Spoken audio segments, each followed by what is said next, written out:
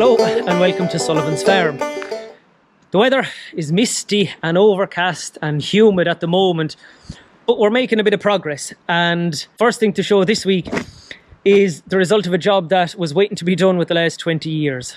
And that's here, below the shed.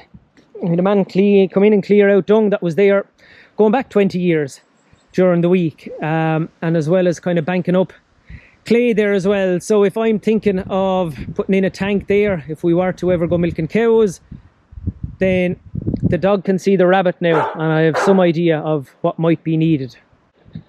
Stand up here as we're coming in for a look. Where I'm standing now might be where we feed out the silage if we were to go down that route. Say the tank would be along there with the slats on top of it. That might be stage 2 at this stage. And a feed barrier just along there then, and the silage would be fed out here. But all these things take time, so we'll try and do one job at a time. What's more immediate is the second part of the day, the man in the digger, what he did for the second part of the day, and that's clear away all the stone and the rocks and the nettles that were there just beside the shed. It's not quite a field yet. Well, we'll say I was estimating roughly about 1/4 of an acre. It's not quite 1/4 of an acre of nice grass just yet, but when the contractor comes to set the fodder rape there next week, I'll ask him to throw out a bit of grass seed here as well, and we'll see how it goes. Maybe the thing to do would be to wait, let the weeds come, spray it, and then set the grass seed after that. But we'll call that plan B at the moment. We'll be optimistic and hope that the grass seed next week will take, and we'll go from there. But there was an intermediate step there as well, and that involved a hell of a lot of stones. An hour here and an hour there, and I think I picked 5 binfuls or 5 loaderfuls. That transport box loader is what I was using on the front of the tractor, and I picked stones off it. I came over, I just got up an hour early most mornings and came over, just kind of backbreaking work with a bucket and gloves and throwing them into that. But we got our eldest, he's nearly 15, and a mate of his to give me a hand one day as well, so they picked a few too, and that all helped. And now I'm happy enough that there's not too many stones there, and we can throw some grass seed out on it.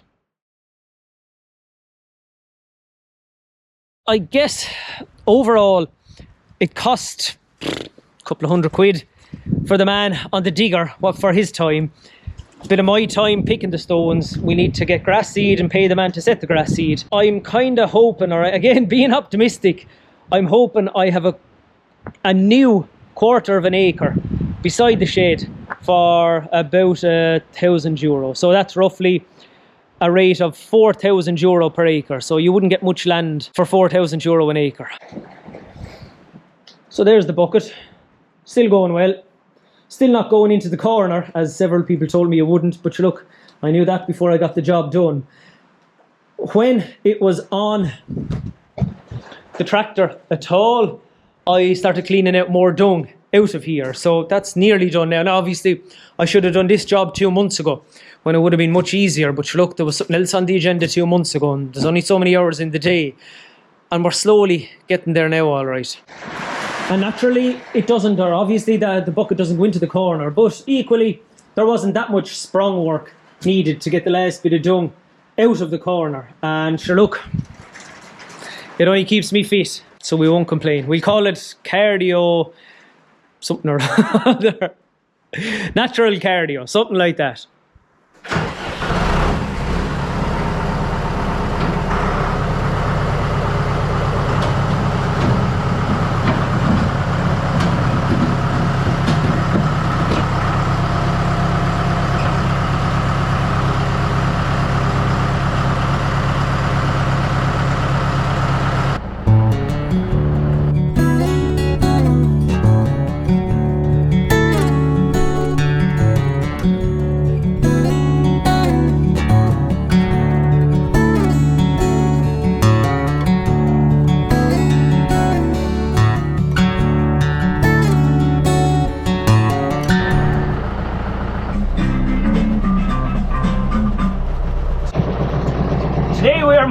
listening to 60s rock anthems. As they say, the old ones are the best. Anyway, here's where we're bringing the dung.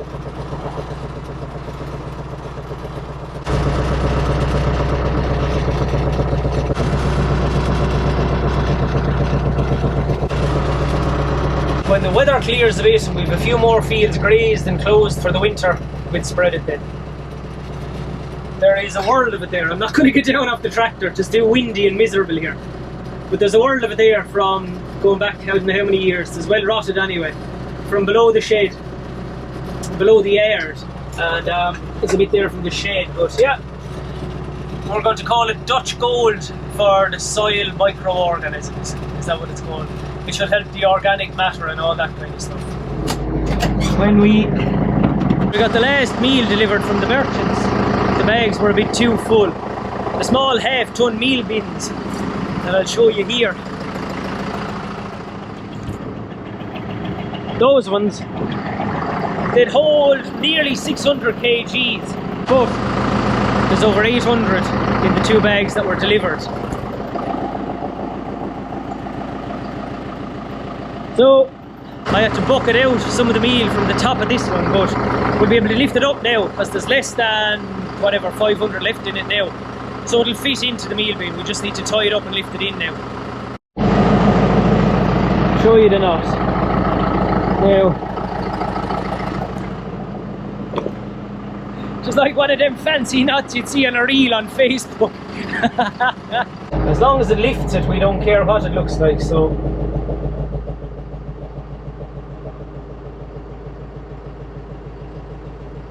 no bother. Geez, you'd want to be years at it.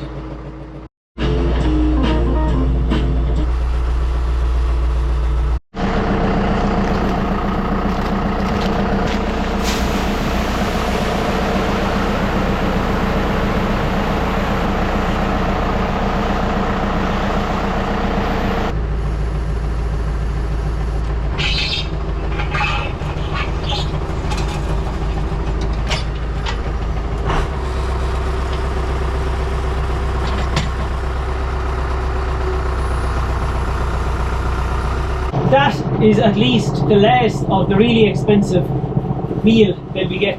I think that's an 18% protein nut. They'll be about 7 months when all that's gone now because they're February born. So they can be cut back to a 15 or a 16% nut, which I think is about €50 a tonne cheaper. So some bit of progress being made there anyway. We've the next meal being set up for them now anyway. And the reel is set up to divide this field in two. And the other big meal bag is for the cattle, the store cattle. We weighed the bigger cattle last week or 2 weeks ago now, I can't remember. I didn't write up the numbers till this morning, but I was happy enough on the day, and I was happier again when I added it all up. They did very well. I thought they wouldn't do as well because of the weather and it's just been wet and miserable all summer, but they did very well. The bullocks did 1 kilo a day in daily weight gain, and the heifers did 0.85 kgs of daily weight gain, so better than last year, and obviously then they're heavier overall as well. So we've picked out 10 of them, 5 bullocks and 5 heifers. Feed them on starting with 2 kgs next week, build them up to 3, 3.5, maybe 4, and then I think around the last week of September they will be fit for the mart or the factory. I'm trying to get back into Borbia at the moment, but if I'm back in the QA scheme there, they'll go straight to the factory. If not, they'll go to the mart. But either way, I'm very happy with them. This is where some of the stones from over in the field ended up, filling potholes in the driveway. Looks a bit gammy like that, but that's more the finished article. Bit of cement, bit of gravel on top, and the rain kind of solidifies it a little bit. So